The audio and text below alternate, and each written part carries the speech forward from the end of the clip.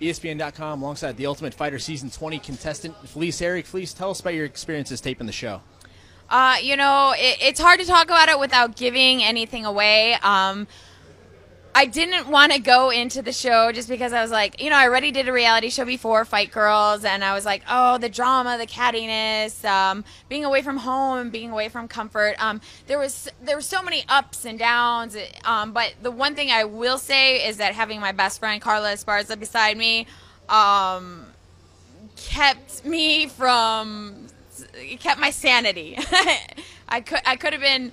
I was like, okay, I'm sane, but I could have been to that other extreme. It would have been really bad at times. Is it an experience that you'd want to go through again?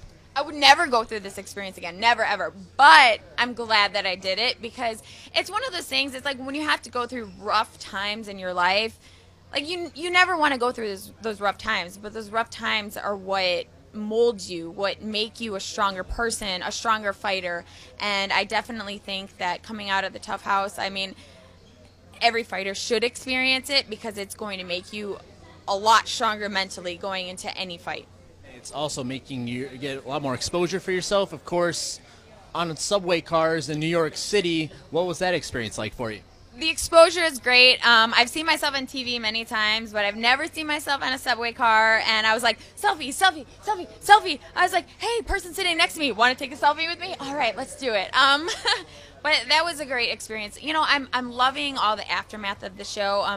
And even now, looking back at the show, I'm like, oh, that wasn't so bad. But when you're in there and it's not just the emotions of the daily grind. It's being cut off from the outside world and your loved ones. And if you have a bad day, you can lean on somebody's shoulder, and you didn't really have that there.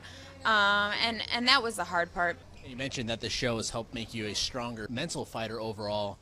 Going forward in your career, how much has that rejuvenated your love for the sport? Actually, before going into the show, I was done with the sport. I hated the sport. I was like, I'm done. I'm out of here.